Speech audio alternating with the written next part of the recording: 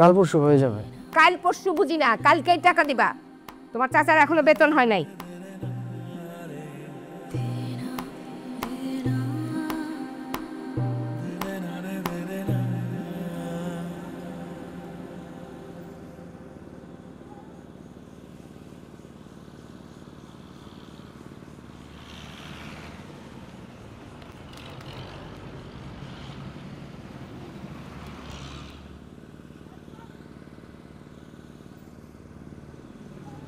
কেমন আছেন? ভালো আছি। এটা কি? আপনার জন্য খাবার। আপনি আমার জন্য খাবার নিয়ে এসেছেন কেন? আজকে ভাবি বাসায় ছিল না, তাই ভাবলাম আপনার জন্য একটু রান্না করে নিয়ে আসি। আপনি খেয়েছেন? আচ্ছা তাহলে আমরা একসাথে খাবো, চলেন।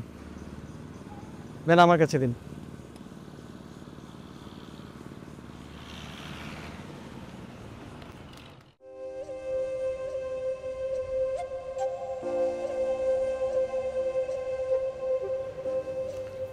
মিতু,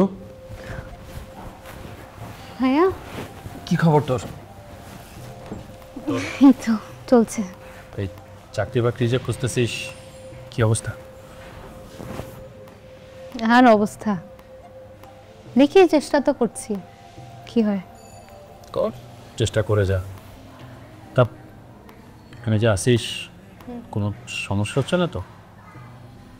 না, কি সমস্যা হবে? ঠিকঠাকই তো আছি, ভালো আছি। তোর ভাবির মেজাজটা সবসময় একটু গরম থাকে, তুই একটু মানিয়ে নিস। না না, ভাবি আমাদের খুব ভালো রাখে, ছোট বোনের মতোই যত্ন করে।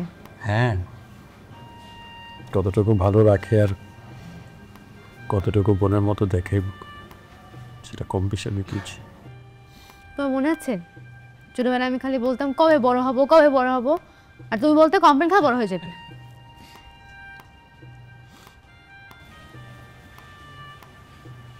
কিন্তু এখন বড় হওয়ার পরে বুঝি, জানো,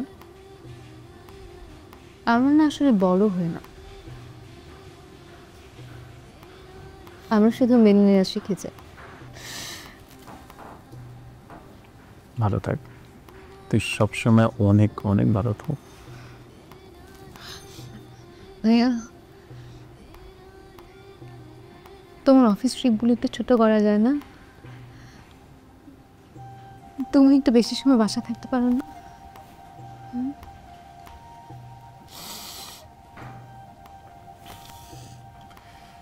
আমি অনেক চেষ্টা করব। ওই হইল,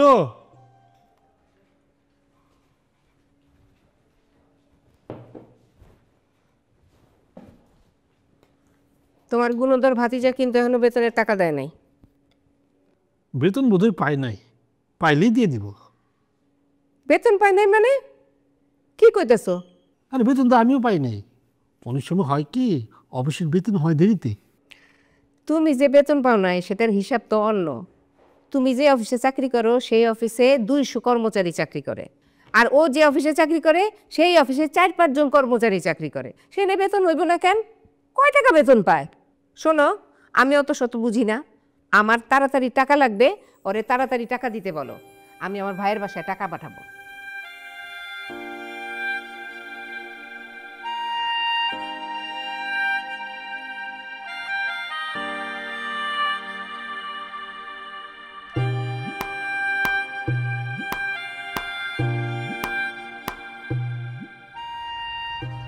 কি হলো, মন খারাপ কেন?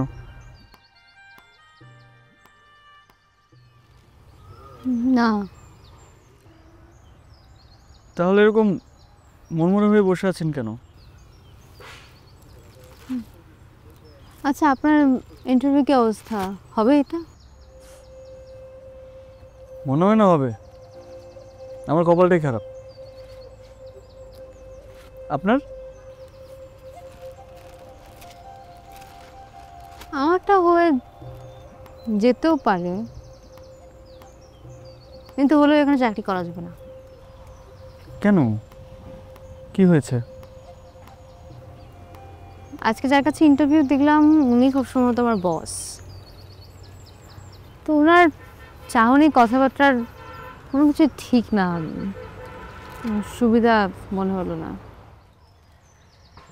তাহলে এদিকে চাকরি হলেও করার দরকার নেই, এরকম জায়গায় চাকরি না করাই ভালো।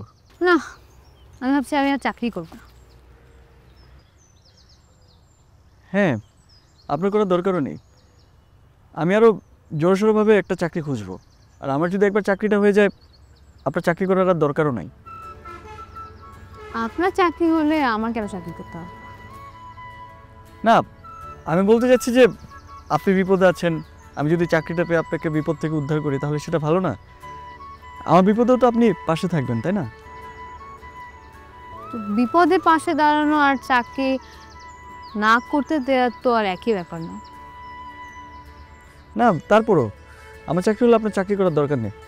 আপনি এক কাজ করেন, আপনি চাকরি খোঁজা বন্ধ করে দেন।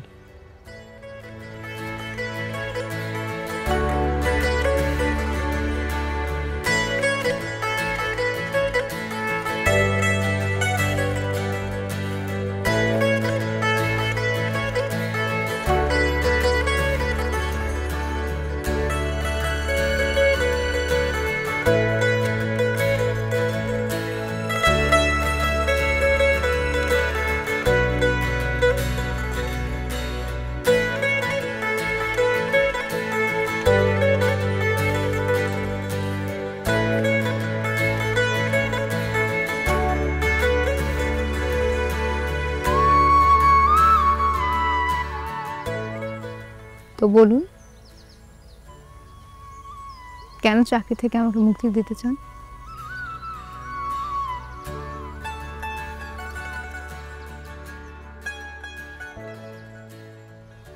মানুষের সাধারণত যেটা হয়,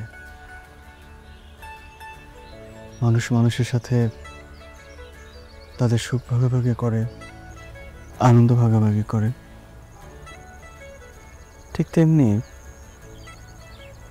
আমরা আমাদের দুঃখটা ভাগাভাগি করেছি। আপনার দুঃখ শুনে আমি আপনার মায়ায় পড়েছি,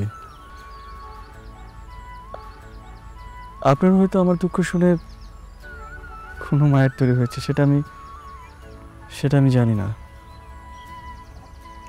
কিন্তু মায়ের তৈরি হওয়া ভালোবাসাগুলো সহজে নষ্ট হয় না।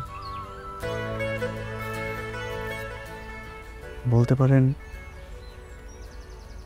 আমি আপনার মায়ের জালে আটকে পড়েছি।